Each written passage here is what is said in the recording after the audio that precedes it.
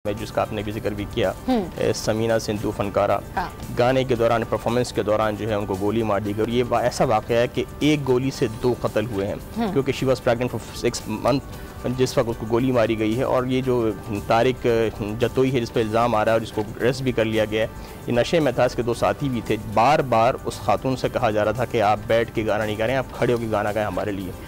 जब उसको ज़्यादा बली किया गया, उसके बाद वो हमने जब विजुअल देखी हैं तो वो खातून ने, फनकारा ने खड़े होकर गाना गा रही थी, जिस पर उसने 3 फायर किए और उस पर गिरी है और उसे लेके जाया गया। इंतहाई अफसोसनाक वाक़या। और इसमें एक और चीज़ पहलू भी आता है सबा कि उम्मुल हातुल खबाइस कहा जाता है शराब को, नशे को कहा जाता है कि वो लोग नशे में थे जब उन्होंने ये कार्रवाई की है। और पुलिस ने कार्रवाई की है, आपने इस तरह बताया भी है, SHO मुअत्तल हो गए हैं और वज़ीर आला ने भी नोटिस ले लिया। लेकिन इस किस्म के वाक़यात में जब तक इनको कड़ी सज़ा नहीं मिलेगी और जिस तरह प्रोसिक्यूशन होती है, इंस्टेंट जस्टिस चाहिए होता है ऐसे वाक़यात। SHO मुअत्तल हो गया है, क्या मुअत्तली तमाम तर चीज़ों से आपको ख़त्म कर देती है? क्या मुअत्तली क्राइम आपने कोई किया और आप मुअत्तल हो जाएं, बस यही सज़ा है? क्योंकि हमारे यहाँ हम देखते हैं कितने भी बड़े से बड़ा एक्ट हो जाए, लेकिन सिर्फ एक वर्ड आता है जी मुअत्तल कर दिया और अब तहकीकात होंगी।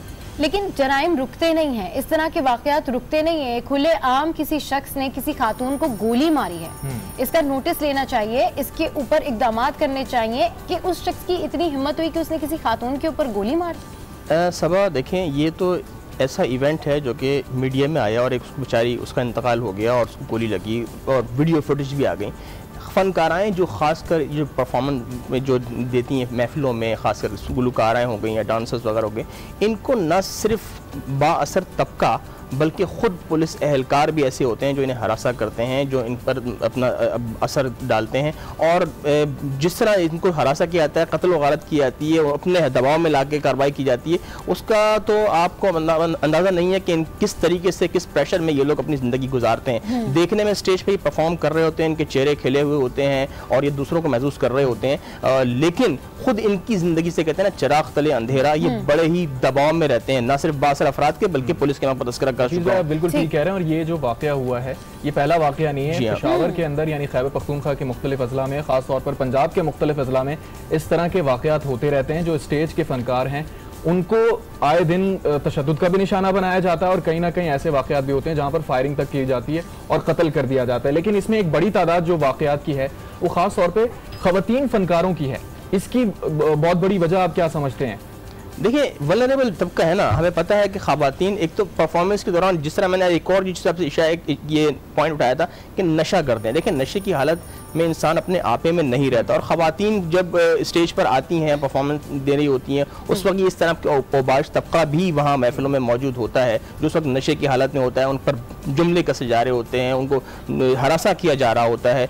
तो इस हवाले से सबसे अहम चीज़ की ज़रूरत जो है वो पुलिस, जो मुतालिका पुलिस है, जो कंसर्न पुलिस है, वो उनको सिक्योरिटी प्रोवाइड करे उनके अपने इंतजामिया के अलावा, क्योंकि ये बहुत ज़रूरी है। क्योंकि जो आपने भी जिक्र किया ना, ऐसे कई जगह बहुत मशहूर फनकाराएँ हैं जिनके सर के बाल तक मोम दिए गए हैं, बमें तक मोम दी गई हैं उनको बदला लेने के लिए। खुद उसमें पुलिस एहलकार भी इन्वॉल्व हैं, अफसरान तक इन्वॉल्व होते हैं। तो इसके लिए इस तबके के लिए, इन फनकारों के लिए आप बाकायदा, दूसरी चीज़ तो बात की बात है, इन फनकारों के लिए आपको तहफ़्फ़ुज़ फराहम करना पड़ेगा, आपको हिकमत अमली बनानी पड़ेगी। यहीं से डिस्कशन जो है वो हम कंटिन्यू करेंगे। लेकिन अभी एहतसाब अदालत में क्योंकि क्या मामला चल रहे हैं, क्या ताज़ा तरीन सूरत हाल है, ये जानेंगे। तो गुड मॉर्निंग आज में यहाँ लेंगे एक break, so stay with us, keep watching good morning Aaj.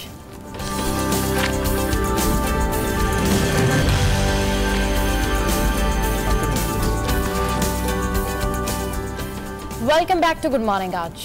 और अब आगे बढ़ते हैं, आपको बताएं कि पाकिस्तान पीपल्स पार्टी का गढ़ लाड़काना इस वक्त एक बड़ी खबर की जीनत बना हुआ है। और आज हमारी टॉप स्टोरी भी यही है कि वहाँ पर गुज़िश्ता दिनों एक झोंपड़ी के अंदर आग लगी है और वहाँ पर उसके नतीजे में हलाकत हुई है। और इस हवाले से भी हम डिटेल में बात करेंगे, हमारे नुमाइंदे भी मौजूद होंगे। नफीस भाई हमारे साथ मौजूद हैं।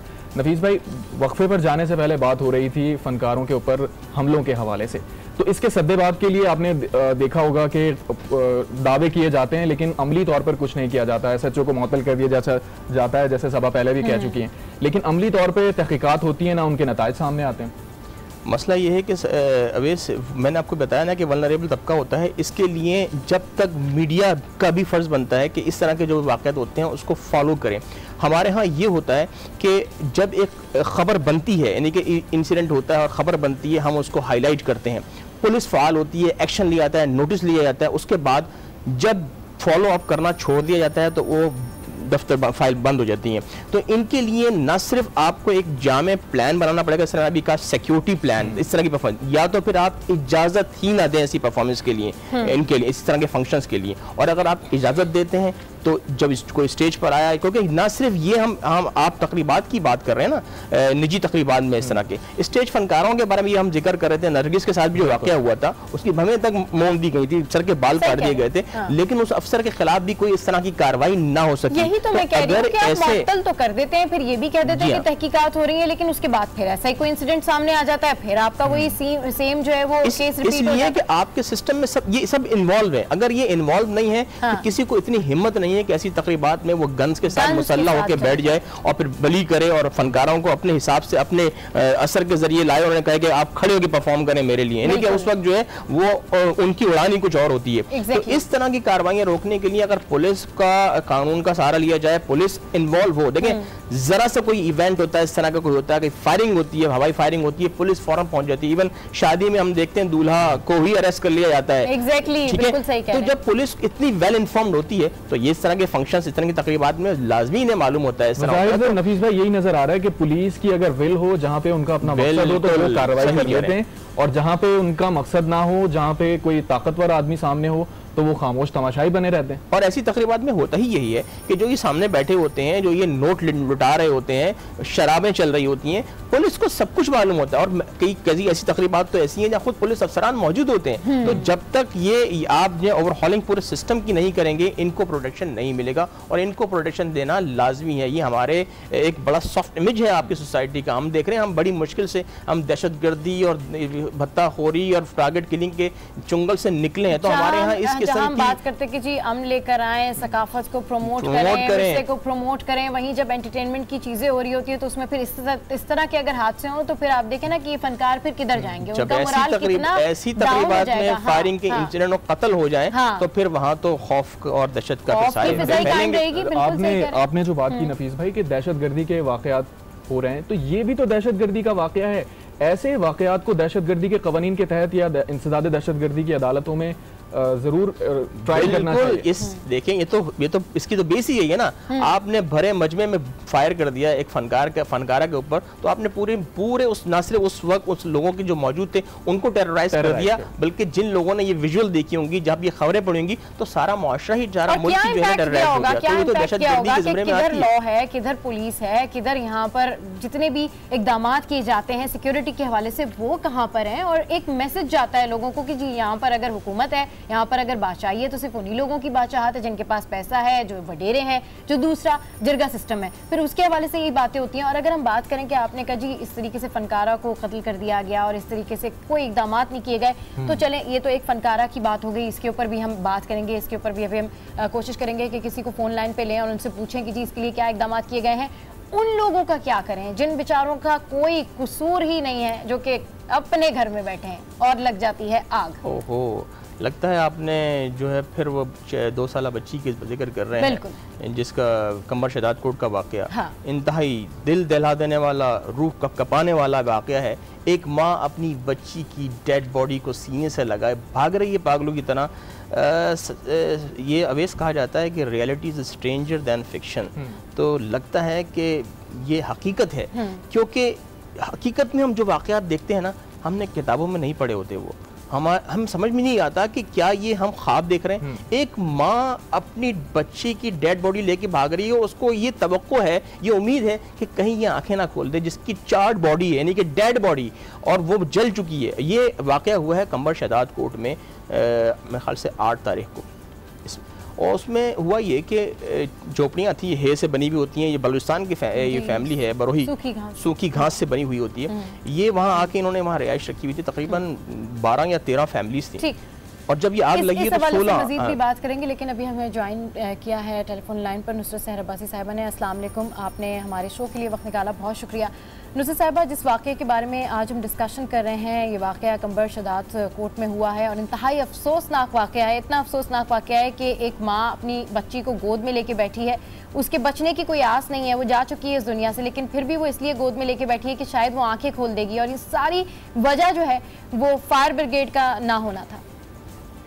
बहुत शुक्रिया जी। यकीन माने कह देना बहुत आसान है, जिस तरह अल्फाज में किसी बात का जिक्र करना बहुत आसान होता है, लेकिन उसको महसूस करना, क्योंकि एक माँ ही महसूस कर सकती है, उससे ज्यादा मेरे ख्याल में दुनिया में कोई ऐसी शख्सियत नहीं है जो इस दर्द को महसूस कर सके जो उस माँ ने महसूस किया होगा। अपनी औलाद को, अपने जिगर गोशे को इस तरह जली हुई कंडीशन में देखना, जो कि कुछ देर पहले जिंदा था, और उसके बाद इस तरह जली हुई कंडीशन में देखकर उस माँ की, तो बस मकसद सिर्फ ये है कि वो एक गरीब माँ थी। अगर वो कोई अमीर माँ होती तो शायद इस वक्त उसकी सिचुएशन या उसकी बातचीत या उसके बारे में कुछ और बात हो रही होती। साहबा कहा वो माँ, उनको तो कहा जा रहा है कि अभी भी गशी के दौरे पड़ रहे हैं, लेकिन अलमिया ये है, उस माँ का तो अलमिया सब समझ सकते हैं, लेकिन हमारे जो हुकूमतें हैं उसका अलमिया कौन समझेगा। उस कहते हैं कि एम्बुलेंस, जो फायर ब्रिगेड के पास तेल ही नहीं था कि वो पहुंचे उस इलाके में, जबकि 90 बिलियन डॉलर्स की रुपए की जो है हम कहते हैं कि तरक्याती फंड्स दिए गए हैं, जबकि मानते हैं कि 23 बिलियन रुपीस हमने खर्च कर चुके हैं। खर्च क्या किए हैं वो तो आपको पता है या मुझे पता है, सबको पता है, डॉक्यूमेंट्री प्रूफ पड़े हुए हैं। तो खर्च तो इनके अपने ऊपर हुए हैं, इनकी जेबों में गए हैं, अवाम पर ये खर्च नहीं हुए हैं। और ये एक एम्बुलेंस की बात हो रही है और लाड़काना की बात हो रही है। मैं सिर्फ ये कह रही हूँ, ये हम पर कहते हैं कि आप खामखा तनकीद करते हैं, ये खामखा तनकीद है कि अगर किसी जगह पर एम्बुलेंस का पहुंचना बहुत जरूरी हो, और वो भी लाड़काना, अगर किसी भी पार्टी को 10 साल मिल गए हैं, 10 साल 5 साल को भी छोड़ दें आप, 10 साल इज आइडियल पीरियड होता है, एक लॉन्ग पीरियड। इसमें अगर आपका जो सियासी हेडक्वार्टर है, सियासी हेडक्वार्टर जिसको सियासी आप किबला कहते हैं, अगर वहां पर ये तमाम सहूलतें आप ना पहुंचा सके, ना एम्बुलेंस है, ना वहां पर तेल है उनमें, हाँ आप लोगों के प्रोटोकॉल में जो गाड़ियां चलती हैं उनको तो फिट फाट किया हुआ है, यकीन माने उनकी जो कंडीशन है आप सोचते भी नहीं सकते। और यहाँ एम्बुलेंस के लिए पेट्रोल नहीं है, पानी नहीं है, या वहाँ बुझाने के लिए पानी नहीं है। आप बिल्कुल ठीक कह रही हैं कि पाकिस्तान पीपल्स पार्टी का गढ़ है लाड़काना और उनका सियासी किबला है। अगर वहां पे सूरत हाल ऐसी है तो बाकी सिंध में क्या होगी, बाकी शहरों में क्या होगी सिंध के। और ये दावे कर रहे हैं कि हम पंजाब में जाएंगे, केपीके में जाएंगे और पूरे मुल्क में तब्दीली लाएंगे, हुकूमत बनाएंगे। तो जब इनके अपने गढ़ का ये हाल है तो बाकी जगह पे कैसे काम कर सकते हैं? मैं आपको बताऊं, यकीन माने मैं कराची में ही बैठकर ये बात नहीं कर रही हूँ। लाड़काना, नवाब शाह हो, खैरपुर हो, पूरे सिंध में घूमी हुई और घूमते रहते हैं हम लोग और जाते रहते हैं। यकीन माने आप का भी चैनल वहां पहुंचता है, हालात बहुत खराब है। ये सिर्फ अल्फाज की हद तक नहीं है या मैं उनको क्रिटिसाइज कर रही हूँ, हकीकत यही है कि हालात बहुत खराब है। एम्बुलेंसेज की बात दूर की बात, सेहत के हवाले से अगर देख लें, हॉस्पिटल्स नहीं है। और ये लाड़काना की मैं बात करी, सिर्फ एक NICVD पर ये लोग सारा दिन बैठे हुए, बिलावल जरदारी साहब बोलते हैं बड़ा हमने सेहत के लिए किया। अब मुझे आपके चैनल के तवज्जुह से सिर्फ एक मैसेज देना है बिलावल जरदारी को, सिर्फ एक मैसेज, कि बिलावल जरदारी साहब अगर यही वाकया पंजाब में हुआ होता ना तो आपका ट्वीट भी आ चुका होता और आप बाकायदा स्टेटमेंट भी दे चुके होते और वहां की जो कायदीन है उनको आप बहुत कुछ सुना चुके होते। लेकिन चूंकि ये आपके अपने लाड़काना में एक माँ का बच्चा जल चुका है और उस माँ की जो हालत है वो आपको नजर नहीं आएगी। क्यों आएगी? क्योंकि ये सिंध से वापस है। बिल्कुल सही कह रही है। हैरानगी की बात भी है ये नुसरत सैर साहिबा कि आपके मुताबिक और सबके मुताबिक सियासी हेडक्वार्टर है और वहां पर इस तरह का फिर वाकया पेश आना इंतहाई अफसोसनाक है। अच्छा, एक और वाकये का जिक्र करते हैं समीना सिंधु के हवाले से। आप देखें कि उनको खुलेआम गोली मार दी गई, मतलब कोई पूछने वाला नहीं है। किसी फनकार को कहा जा रहा है कि आप खड़े होइए, आप गाना गाइए, और अगर वो इनकार करते तो आप उनको गोली मार देंगे। देखिए, खवातीन के हवाले से वैसे ही हम खवातीन जो असेंबली में बैठी हुई हैं वही इतना बुरा सलूक फेस कर रही हैं। कल ही परसों ही मेरे साथ इस तरह का सलूक किया गया, इससे पहले कितनी बार ऐसा हुआ। तो औरत का बाहर निकलना किसी भी प्रोफेशन में वो इतना आसान नहीं है। अगर मैं भी निकली हूँ तो इतना आसान नहीं है, बहुत सारी बातें सुनने को मिलती हैं। अब वो एक खातून है सिंधु, समीना, वो निकली है और उसके पीछे जब आप हालात देखेंगे तो वो रोजगार के लिए निकली थी, उसके पीछे पूरा घर चल रहा था और वो प्रेग्नेंट थी। यानी मेंटलिटी देखें, सोच देखें, जिस बंदे ने उसको उठने के लिए कहा फिर भी वो उठ गई है, लेकिन उसकी अना, उसकी ईगो और फिर हमारी माशाल्लाह। अच्छा मिस्टर साहिबा, ये जरूर बताइएगा, आपको पता है कि इस तरह के वाकयात होते रहते हैं, पहला वाकया नहीं है, और इस तरह के मुकदमात को आम मुकदमात की तरह से डील किया जाता है। क्या आप समझती हैं कि इंसदाद दहशतगर्दी के कवानीन के तहत इस तरह के मुकदमात को ट्रायल करना चाहिए ताकि कड़ी से कड़ी सजा मिल सके? देखिए, मैं फिर वही कहती हूँ कि फिर हमारा जो असेंबली में बैठे हुए, और अगर मैं आपको गिनवाना शुरू करूँ तो पता नहीं कितने इस हवाले से लेजिस्लेशन हो चुकी है, कवानीन हो चुके हैं और उन पर सजाएं लिखी है, लेकिन बात यह कि वो उनको 6-6, 7-7 साल हो जाते हैं, उन पर उनके रूल्स नहीं बनते, तभी वो कवानीन इम्प्लीमेंट नहीं हो पाते। तो दहशतगर्दी तो हुई, ये इतना बड़ा दहशतगर्दी का वाकया है, लेकिन ये भी बताऊं मैं आपको कि जो कल तक वहां की तहकीकात हुई है, जो आज मैं असेंबली में बिल्कुल ये बात कहूंगी कि वो जो असल कल्प्रिट है उनको तो बाद में जो भी एक बंदे को पकड़ा है, वो बेचारे उसके शासनों को पकड़ के मारते हुए ले गए थाने में और उनको पकड़ के, मतलब अब भी कोशिश की जा रही है किसी तरह इस बंदे को बचा लिया है, क्योंकि ये पॉलिटिकली कहीं ना कहीं किसी न किसी बंदे का इस पर हाथ होगा। हमारा अलमिया ये है कि यहाँ पर ये सिलसिला है कि अगर सियासी तौर पर आपकी कोई सिफारिश है या पैसा है तो आप बच जाएंगे, अदरवाइज गरीब है तो मार धाड़ के उसकी जिंदगी अजाब कर दी जाएगी और उसी पर अपने ही कत्ल का इल्जाम लग जाएगा। ये है हमारे यहाँ। अच्छा मैडम कंबर शहदाद कोट वाकया अगर देख लें तो वहां पर भी कंपेंसेट किया 5 लाख रुपए, लेकिन पीपल्स पार्टी का कोई रहनुमा वहां नहीं गया ताजियत के लिए। दूसरी बात यह है कि जुल्फिकार अली भुट्टो साहब ने दावा किया था कि लाड़काना को पेरिस बनाएंगे, आज तक लाड़काना को पेरिस क्या अभी कहा जाता है कि वो 40 साल पीछे है कराची उसकी तरक्की से।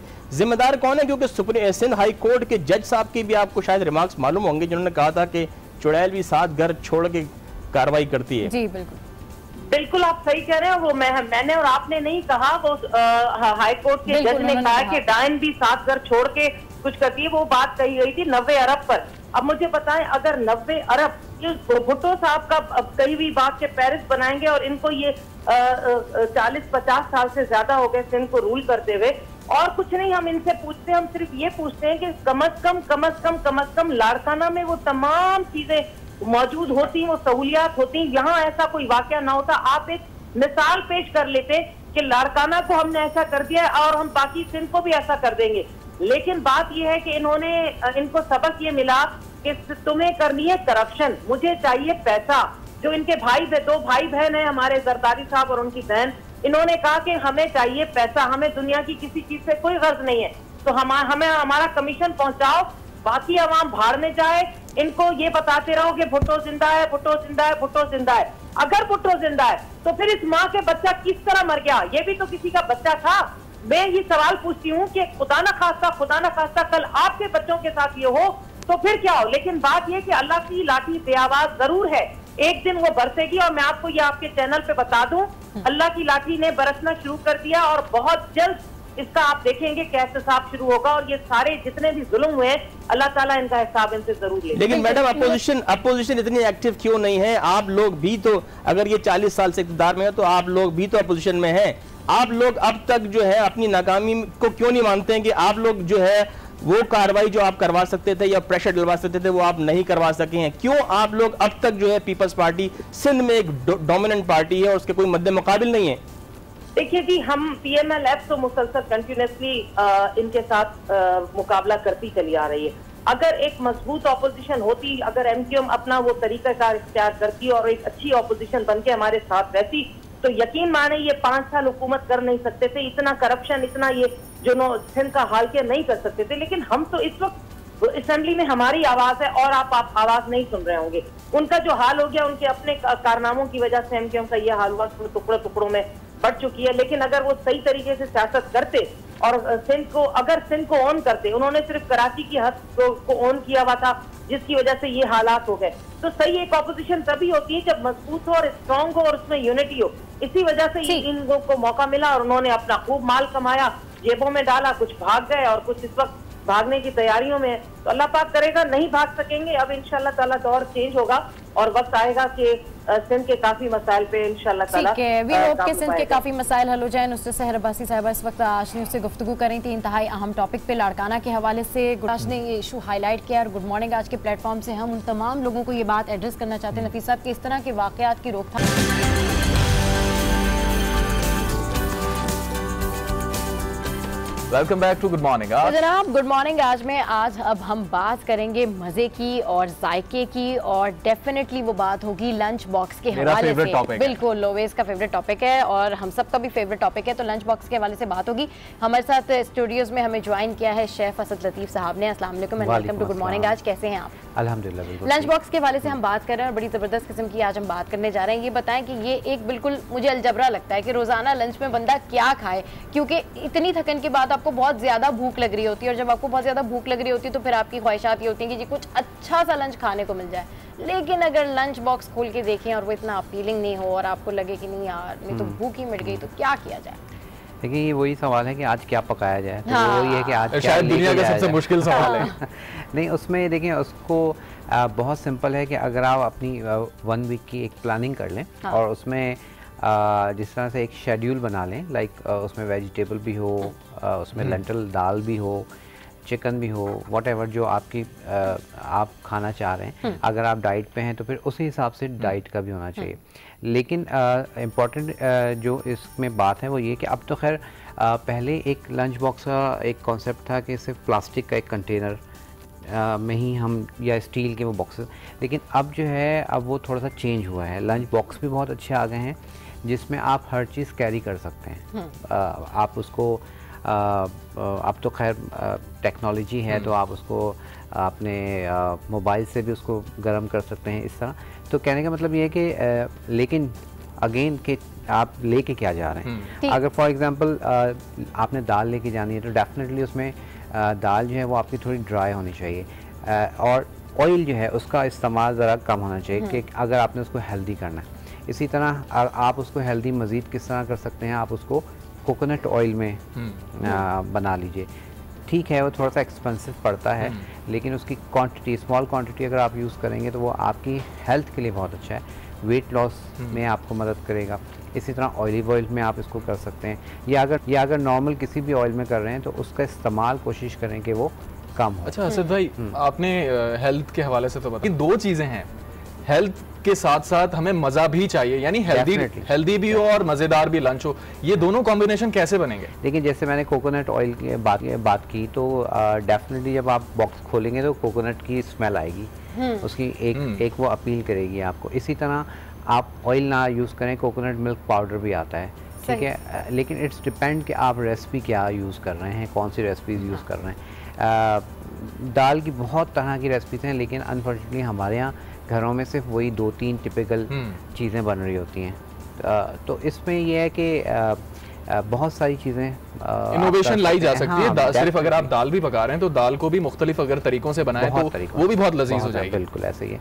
और उसके साथ साथ फिर जैसे हमारे पास हम अगर बच्चों की लंच बॉक्स की बात करें तो बच्चों के लंच बॉक्स में हम फ्रूट्स का नहीं, हम फ्रूट्स नहीं देते, या बहुत सारे बच्चे फ्रूट्स नहीं खाना चाहते, बहुत सारे बच्चे बनाना नहीं खाते, तो उसके लिए ये है कि थोड़ी सी आपको एफर्ट्स करनी पड़ती हैं। लाइक आप उसको बनाना को चॉकलेट में कोट करके उसको आप दे सकते हैं, ठीक है। इसी तरह एप्पल फ्रीटर्स आप बना के दे सकते हैं। लाइक एप्पल को आप बैटर बनाएं, जैसे हम पैन केक का बैटर बनाते हैं, बिल्कुल उस तरह बैटर बनाइए, एप्पल को उसमें आप टोस्ट करें, डिप करें, और फिर आप उसको माइक्रो में या फिर ओवन में ग्रिल कर दें, हेल्दी के लिए। अदरवाइज तो ये फ्राई होता है, लेकिन अगर आप फ्राई पे नहीं जाना चाह रहे तो आप इसको इस तरह कर सकते हैं। असद भाई यूजुअली हम देखते हैं कि जो हेल्दी फूड आप लोग रेकमेंड करते हैं उसमें फिर टेस्ट नहीं होता, मतलब उसमें फिर ये होता है कि इंग्रेडिएंट्स तो बहुत सारे हैं, सारी ज़रूरियात तो पूरी हो रही है जितने विटामिन्स आपको चाहिए,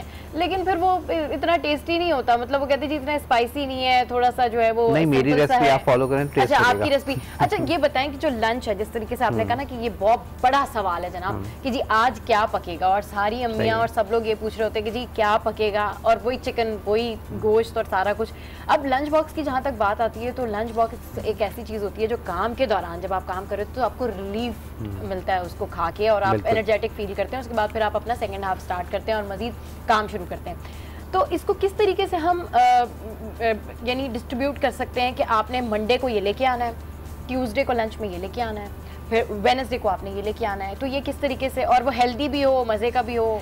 देखिए उसके लिए वही है, थोड़ा सा इजी कुक तो हो, लेकिन थोड़ा सा आपको जो है आप कहना चाहिए कि आपको पूरी प्लानिंग करनी पड़ती है। जैसे लंच बॉक्स में आजकल सेक्शन भी बने हुए हैं आते हैं, तो आप फॉर एग्जांपल होता क्या है कि अगर हमने चिकन बनाई है तो अगर ड्राई चिकन बना के हम दे रहे हैं तो बस ड्राई चिकन हम दे देते हैं लंच बॉक्स में, लेकिन उसको थोड़ा सा अपीलिंग के लिए आप उसके साथ कोई चटनी, कोई रायता, कुछ इस तरह की चीज़ आप उसको उसके साथ आप सर्व कर सकते हैं। या समहाउ अगर आप दाल चावल लेके जा रहे हैं तो दाल चावल के साथ आप थोड़े से पापड़ रख लीजिए, सैलेड किसी डिफरेंट स्टाइल का आप उसको कर लें। लाइक जब तक वो अपीलिंग नहीं होगा, देखने में अच्छा नहीं होगा, तो डेफिनेटली वो फिर बोर हो जाता है, बंदा बोर हो जाता है उसको खाने के लिए। इसी तरह अगर आप एक दिन चिकन हो गई, एक दिन वेजिटेबल है, इसी तरह एक दिन आप चले एक दिन आपने मीट कर लिया, एक दिन आपने चिकन कर ली, एक दिन आप वेजिटेबल लेके आ गए, एक दिन आप कुछ और लाइटर चीज सैलेड लेके आ गए, सैलेड के साथ आपने छोले या कोई और चीज आपने मिक्स कर दी, फिर भी बाकी के 3 दिन बच जाते हैं और उसमें फिर भी आपको ये तो वही वाली बात है कि खाना तो हमने ये सारी चीजें ही हैं, लेकिन डिपेंड कि आप फिर उसकी रेसिपीज को चेंज करें ना थोड़ा सा। लाइक अगर आप फॉर एग्जांपल देखें, बहुत सिंपल सी एक मैं चीज़ बता देता हूँ। आपने चिकन ली, ठीक है, चिकन दही, उसके साथ आप योगर्ट यूज़ करें, योगर्ट में सिंपल आप ब्लैक पेपर और सॉल्ट ऐड करें और चिकन को उसमें डिप कर दीजिए। डिप करने के बाद आप उसको विदाउट ऑयल ना डालें और दही के साथ इसको पैन में पकने रख दें। Right. With in 10 to 15 minutes आपका चिकन गल जाएगा और योगर्ट जो है वो ड्राई होना शुरू हो जाएगा, आपकी चिकन तैयार है। तो आप इस तरह जरूरी नहीं है कि आप चीजों को कॉम्बिनेशन बना के हम इस्तेमाल कर सकते हैं, पहले चिकन और फिर वेजिटेबल्स, फिर दालें, और फिर उसके बाद हम एक कॉम्बिनेशन बना लें तो वो एक नई सी चीज हमारे सामने आ जाएगी। अब चूंकि समर्स हैं, गर्मियां हैं, तो गर्मियों के अंदर हमें किस तरह का हेल्दी लंच लेना चाहिए, लंच बॉक्स हमारा किस तरह का होना चाहिए कि गर्मी की शिद्दत भी ज्यादा महसूस ना हो और हमारी तबीयत ना हो। ऐड कर लें कि मेरे जैसे लोग जिनसे रोटी नहीं खाई जाती, जो कि मतलब जिनको सिर्फ ऐसी चीज खानी है जो इजी टू स्वेलो, बस चमचा लिया और खा लिया और बस नीड भी पूरी हो गई और एनर्जी भी ना पड़े। तो फिर तो हाँ बिल्कुल सही। नहीं ये तो उन्होंने ज्यादा बता दी, चबाना भी। I like chicken. हाँ अच्छा, बगैर रोटी के एक अच्छा हेल्दी लंच कैसे आप बना सकते हैं? देखिए अभी ये जो मैंने चिकन की रेसिपी बताई, आप इसको फॉलो कर सकते हैं। इसी तरह आप वेजिटेबल कबाब बना सकते हैं, ठीक है ना। तमाम वेजिटेबल कबाब्स 2-3 लाइक आलू गाजर ले लें, शिमला मिर्च उसमें ऐड कर लें, या जो भी वेजिटेबल आप यूज़ करें, बंद गोभी है, और उसमें सिर्फ नमक और ब्लैक पेपर, काली मिर्च और नमक डाल के उसको आप हल्का बॉईल कर लें। उसके बाद मैश कीजिए। मैश करने के बाद जस्ट आपने उसमें सिजलिंग जो देनी है, चिकन पाउडर ऐड कीजिए, ठीक है, हल्का सा, और उसकी कबाब बना लें। अब आप चाहें तो उसको ब्रेड क्रम कोट करके कर लीजिए, या फिर हेल्थ पे हैं आप तो इसको अवन में बेक कर लें। अवन में बेक करने से क्या होता है कि आपकी जो कबाब है उसकी शेप, क्रिस्पी, हर चीज़ बिल्कुल वैसी रहती है, लेकिन ऑयल से आप जो अच्छा ऑयल की आपने बात की, बिल्कुल अब आप हैं तो मैं ऑयल के हवाले से आप पूछूंगी। ऑयल जो है सब्जियों के लिए बेसिकली, बहुत सारे लोग घी में भी सब्जियां बनाते हैं, बहुत सारे लोगों का कॉन्सेप्ट ऐसा होता है कि आप सब्जियों को घी में बनाएं, ज़्यादा टेस्ट आता है, और बहुत सारे लोग कहते हैं नहीं जी हम तो ऑयली इसी घी आप यूज़ करें तो उसका एक बहुत ही आप कह लें कि रिच फ्लेवर होता है, जो आपको बहुत सारे लोग नहीं खाते, उनको नहीं पसंद आता। तो इसलिए आजकल जो ज़्यादा ट्रेंड है हेल्दी पॉइंट ऑफ व्यू से, वो कोकोनट ऑयल का इस्तेमाल बहुत ज़्यादा हो रहा है, और इस पर रिसर्चेस भी हुई हैं, उसमें ये आपके वेट लॉस में बहुत ज़्यादा फ़ायदेमंद है, तो आप उसमें भी जा सकते हैं। और वेजिटेबल में तो वैसे ही आपका ऑयल बहुत कम यूज़ होता है। हमारे यहाँ थोड़ा सा है कि जब तक वो ऊपर ऑयल नज़र ना आ रहा हो तो हम नहीं खा सकते, लेकिन वेजिटेबल में ऐसा नहीं है। वेजिटेबल तो बहुत सारी ऐसी रेसिपीज़ हैं जो आप विदाउट ऑयल भी अच्छा असद भाई, वेजिटेबल्स की आप बात कर रहे हैं तो कुछ सब्जियां मखसूस तौर पर ऐसी होती हैं जो कि सर्दियों में बहुत ज़्यादा खाई जाती हैं, जैसे गाजर और दीगर हो गई। गर्मियों के लिए बेस्ट सब्जियां कौन सी होती हैं जो बेनिफिशियल भी होती हैं, एनर्जेटिक भी रखती हैं, और आप मतलब आपको लगता नहीं यार आपने कुछ हेल्दी खा लिया? देखिए उसमें लौकी भी है, अच्छा। आपकी तोरई है, जो सीजनल हमारी वेजिटेबल्स हैं सब बहुत अच्छी हैं। इसी तरह जैसे हम अगर लेडी फिंगर भिंडी की बात करें तो भिंडी हमारे यहाँ नॉर्मली लोग नहीं खाते, और आपको पता है भिंडी बिल्कुल वही काम करती है जो डॉक्टर्स एडवाइस करते हैं जिनके जॉइंट्स में पेन है या जिनके लिक्विड ख़त्म हो जाता है, तो भिंडी और उनके लिए बहुत इफेक्टिव है। क्या बात है, पाए और भिंडी दो ऐसी चीज़ें हैं जो आपकी ये इसको अब होता क्या है लंच बॉक्स में होता है जिन लोगों को वो उन लोगों के काम आ जाती है। अब लंच बॉक्स में हम जब बात करते हैं ना तो हम कहते हैं भिंडी, ये लंच में कौन लेके जाएगा लंच में, एग्जैक्टली। और बराबर वाले ने फिर आपका मजाक उड़ाना था, यार क्या लाया अपने घर से, लेकिन डिपेंड लेकर आए हो उस भिंडी को आप अच्छे से बनाएं, लाइक आप उसको वही प्याज वाला ना बनाएं, आप उसको ड्राई भिंडी बनाएं। लाइक एक रेसिपी है जिसमें हम भिंडी को कट करके अनारदाना वगैरह अंदर फिल करते हैं। थोड़ी सी मेहनत वाला काम है लेकिन लंच बॉक्स के लिए बहुत आइडियल है वो। अच्छा असद भाई ये बताएं आप, और आप वाली बात कि बगैर रोटी की भी आप बगैर रोटी की भी, क्योंकि ऐसा लंच बॉक्स हो ना जिसमें से सालन गिरने का डर भी ना हो और आप डर डर के बैग उठा के ना ला रहे हो। हेल्दी लंच बॉक्स की बात हो रही है ना सबा, तो असद भाई ने वेजेस के हवाले से बताया, लेकिन बहुत सारे लोग सब्जियां नहीं खाना चाहते, उनका क्या किया जाए? वो लोग मैं उनमें से लोग हूँ, चलो हम दोनों ही नहीं खाना चाहते, उनमें से मैं भी हूँ कि जो सब्जियां बहुत ज्यादा नहीं खा सकते, कुछ ना कुछ साथ में ऐड होना जरूरी है। और फिर अगर बच्चों की बात की जाए, खास तौर पर आजकल जो बच्चे हैं वो तो सब्जियों की तरफ आते ही नहीं है, ना फ्रूट्स की तरफ आते हैं ना सब्जियों की तरफ आते हैं, उनको कैसे माइल किया जाए, क्या ऐसी चीजों को बनाया जाए कि सब्जियों को वो शौक से खाएं? देखें लाइक आप जैसे सब्जी नहीं खाना चाह रहे बच्चे स्पेशली, तो आप क्या कीजिए कि उसको मैश कर ले। लाइक आप आलू ले लें, ठीक है, शिमला मिर्च ले लें और कोई भी सीजनल कोई और भी वेजिटेबल ले सकते हैं, उनको आप बॉईल करके मैश कर लें। मैश करने के बाद देन आप चिकन में या फिर मिन्स में मटन या बीफ उसमें किसी में भी आप उसमें मिक्स कर लें, ठीक है। उसके बाद आप उसके कबाब बना लीजिए। कबाब बना के अब वो चाहे आप उसको लाइक ग्रेवी में ऐड कर लें या फिर उसको ड्राई आप करें, तो उसमें क्या होगा कि आपको मीट का फ्लेवर आ रहा होगा, वेजिटेबल का इतना फ्लेवर नहीं होगा। तो ये डिपेंड करता है कि किस तरह से आप बच्चों को स्पेशली और बड़ों को भी कभी कभी डॉज दे सकते हैं ना, तो ये वो वाली चीज़ है कि यानी डॉज करना जरूरी है, क्योंकि सब्जियां तो खाना बहुत जरूरी है और हेल्थ के लिए इंतहाई मुफीद भी। अच्छा असद भाई, ये जो पोटैटो और राइस का जो कॉन्सेप्ट है कि जी कुछ लोग क्या होता है कि अगर बिरयानी में भी पोटैटो है, अगर तहारी बनी है, बिल्कुल होते हैं, सिंधी बिरयानी में आलू होते हैं, ठीक है, और अगर जो है वो आपने चावल के साथ भी मटर आलू के चावल आपने बनाए हुए, तो वो लोग आलू नहीं खाते हैं या फिर राइस भी नहीं खाते, तो ये बात किस हद तक सच है कि जी आलू आपको मोटा करता है, तो फिर आप आलू वीक में एक दफा उसको लें? देखिए मोटा बिल्कुल आलू मोटा उस वक्त करेगा जब आप सुबह दोपहर शाम रात आलू खाएंगे, ठीक, एक टाइम लंच में खाने से तो कोई मजाक नहीं, क्योंकि अगर आप जैसे। अच्छा असद भाई, हमें यहाँ पे एक ब्रेक लेना है, इस सवाल का जवाब हम ब्रेक के बाद वापस आकर आपसे लेंगे। Stay tuned to good morning आज।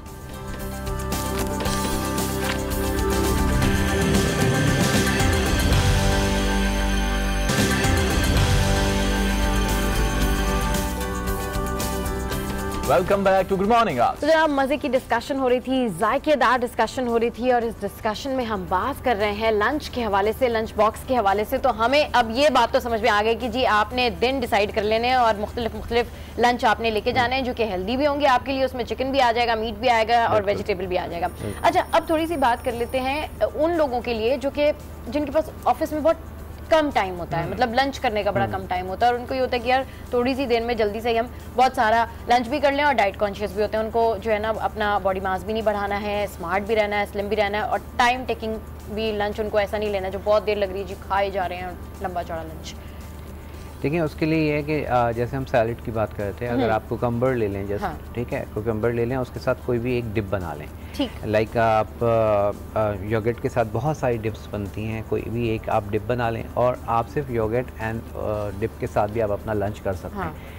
अगेन वो हमारे यहाँ थोड़ा सा कॉन्सेप्ट ये है कि जब तक हम रोटी या चावल ना खाएं तो ना तो लंच कंप्लीट होता है ना डिनर कंप्लीट होता है, तो इसको थोड़ा सा हमें चेंज करना होगा। और इसी तरह फिर अगर हम इस तरह कर सकते हैं, या हम सैंडविचेस पे हम आ सकते हैं, हेल्दी सैंडविचेस आप कर लीजिए। उसमें ज़रूरी नहीं है कि जब तक में आप केचप या मायो ना लगाएंगे सैंडविच कंप्लीट नहीं होगा। आप विदाउट इन दोनों चीज़ों के भी आप सैंडविच हेल्दी सैंडविच आप कर सकते हैं। आप फॉर एग्ज़ाम्पल आप आलू का हम बात कर लेते हैं, अगर आप डाइट पे हैं तो फिर आलू नहीं, आप कोई और वेजी ले लें, ठीक है, या स्पेनिश ले लें। उसको आपने बॉईल किया, हल्का सा बॉईल करके उसको आप मैश कर लें। मैश करने के बाद अब आपने उसमें ना मायो डालना है ना केचप, तो फिर हम क्या करें, किस तरह से उसका फ्लेवर इन्हांस करें, तो हल्का सा आप गार्लिक लीजिए, ठीक है, गार्लिक के साथ आपने थोड़ी सी नॉर्मल हमारी जो मिर्चें होती हैं वो आप ले लीजिए और सॉल्ट, और इसको टॉस कीजिए। टॉस करने के बाद आप अंडा ले लीजिए। अंडे को आपने जिस तरह से हम नॉर्मली ऑमलेट स्टाइल में, लेकिन कोई प्याज कुछ नहीं, आपने सिर्फ फ्राई किया।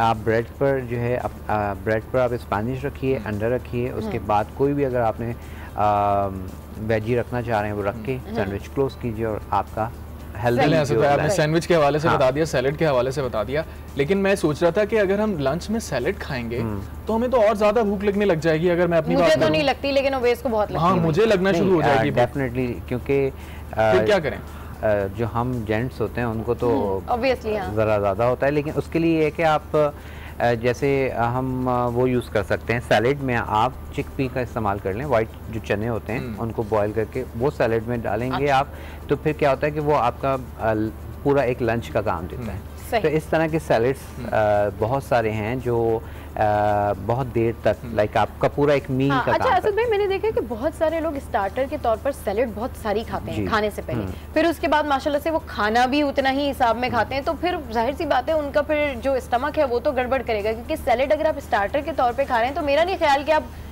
इतनी सैलेड आप खा लें कि आपका पेट भर जाए, फिर आपको लंच भी। देखिए उस पर डिपेंड करता है सैलेड पर कि कौन सी सैलेड है। अगर आपके पास मायो या इस तरह की सैलेड है जो रिच है, वो तो बिल्कुल भी नहीं खानी चाहिए इतनी ज़्यादा।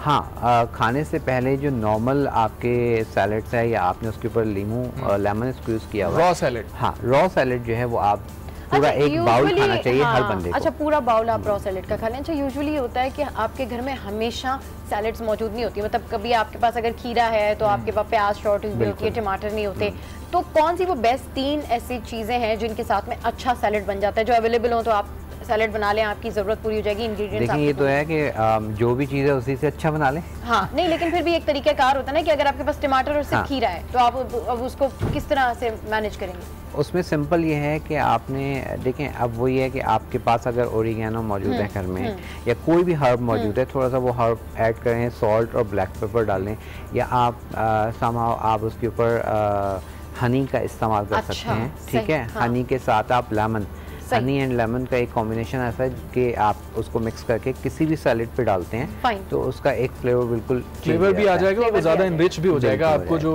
न्यूट्रिशंस चाहिए बॉडी को वो। इसी तरह टमाटर की हम सैलेड बनाते हैं, तो टमाटर की सैलेड में कलौंजी जो होती है बड़ी फ़ायदेमंद है, तो आप सिंपल नमक और कलौंजी उसको आप टमाटर पे डाल के उसको खाएं आप, वो बहुत एक मज़ेदार। हाँ सही, चलें जी, बहुत शुक्रिया लतीफ़ भाई हमारे शो के ऊपर आए और इतनी ज़बरदस्त लंच बॉक्स की आज हमने बातें की और हमें बहुत सारी टिप्स भी मिल गई हैं। ओवेस, हाँ, अब हम सैलेड के साथ में भी जो है वो खा सकते हैं, और अब हम दोनों अपने दिन जो है वो डिसाइड करने वाले हैं कि हम मंडे को क्या लेके आएंगे, ट्यूसडे को क्या लेके आएंगे। तो आई होप जितने भी लोग ऑफिस जाते हैं, कॉलेज जाते हैं, स्कूल जाते हैं, उनको भी डिसाइड करने की ज़रूरत है और इस झंझट से छुटकारा पाने की ज़रूरत है कि जी रोज़ आज हम क्या खाएंगे और लंच में क्या होगा। तो गुड मॉर्निंग, आज में यहाँ वक्त हुआ एक ब्रेक का, और एक ब्रेक के बाद वापस आएंगे और फिर कुछ बात करेंगे मज़ीद हेल्दी और दूध के हवाले से हम बात करेंगे जनाब। तो stay with us, keep watching good morning आज।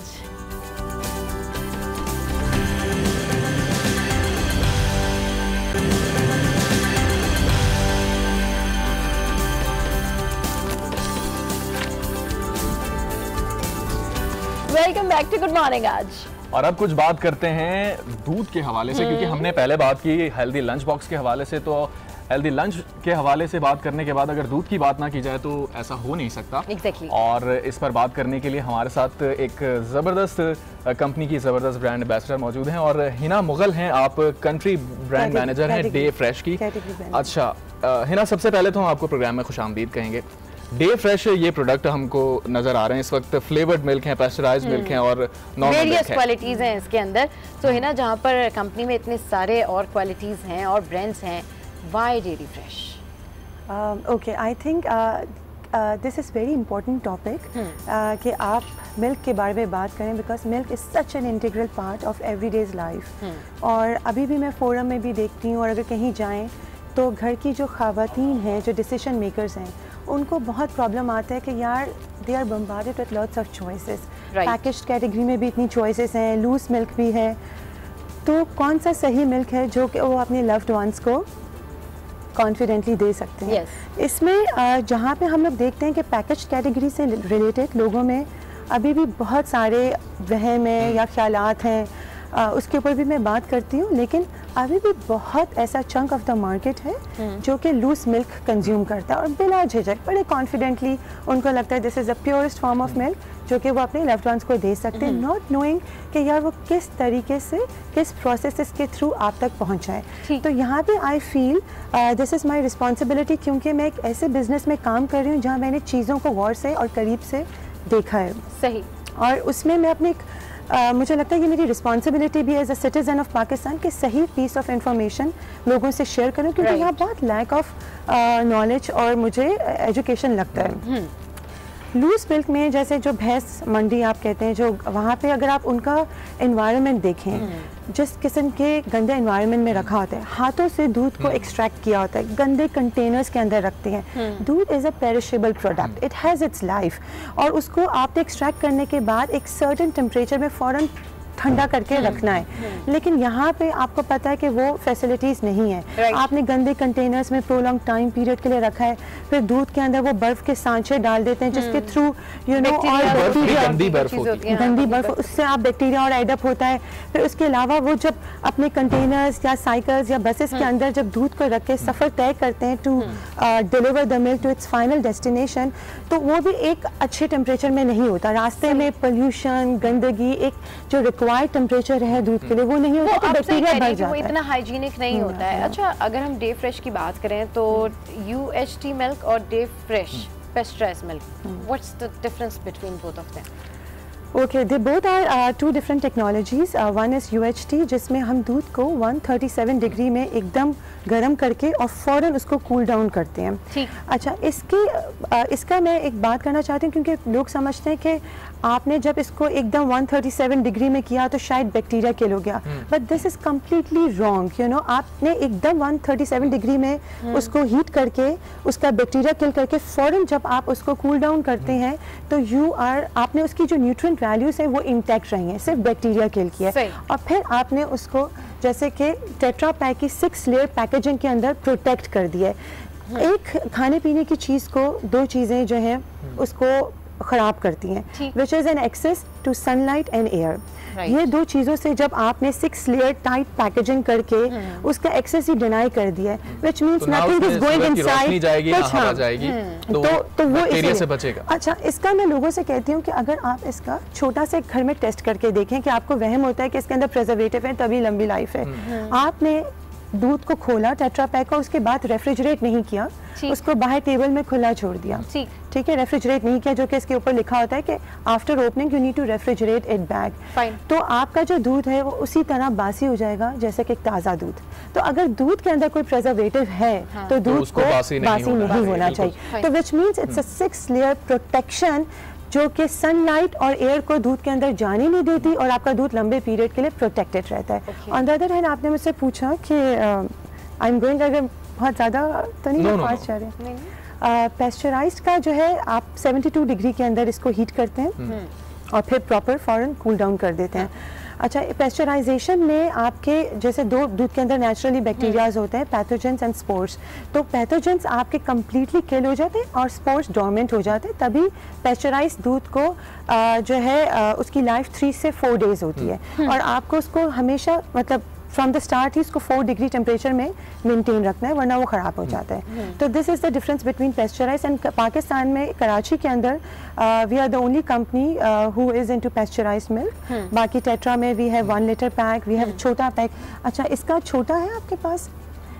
इसके छोटा जो पैक है, क्वार्टर पैक, उसकी मैं बताना चाहती हूँ कि उसमें आप अगर देखें हमारे पास रिसीलेबल कैप है। ठीक, तो this gives you a lot of convenience कि आपको पता है कि आपको कैंची की जरूरत नहीं है, काटा फिर उसको बाद में महफूज करने के लिए आपको तकदौ करनी पड़ेगी। आपने सिर्फ कैप खोला, इस्तेमाल किया और बंद कर दिया। यहाँ पर मैं देख रही हूँ फ्लेवर्ड भी बहुत सारे रखे हुए हैं। ये बताएं कि ये कितना ज्यादा जो है वो बेनिफिशियल होते हैं, क्योंकि एक तो लोगों को इस तरफ लाना ही बड़ा मुश्किल होता है, क्योंकि लोग कहते हैं यार अब हम तो बस ऐसे ही कुछ भी पी लेते हैं, लोग अभी खुला दूध पीना नहीं छोड़ सकते। एग्जैक्टली। तो ये फ्लेवर्ड मिल्क जो है कितने अट्रैक्टिव होते हैं, ये कितना ज्यादा कारआमद साबित होते हैं कि आपकी हेल्दी लाइफस्टाइल में कितना अहम किरदार अदा करते हैं। आई थिंक अब माओं के लिए जैसे एक बहुत ज़्यादा उनका प्रॉब्लमेटिक एरिया है कि बच्चा नाश्ते के बगैर चला गया या बच्चे ने कुछ खाया नहीं या बच्चा दूध नहीं पीता। तो फ्लेवर्ड मिल्क उस लिहाज से बहुत अच्छा है कि अगर आप, हमारे पास अभी 4 फ्लेवर्स हैं, there will be more flavours which we will add to the portfolio. तो जहाँ पे बच्चा प्लेन दूध नहीं पीता और माँ को बच्चे के पीछे भागना पड़ता है, तो फ्लेवर्ड दूध ने माओ का ये काम आसान कर दिया है कि अब बच्चे भाग रहे होते हैं और माँ को खुश है। This is also lunch items for them.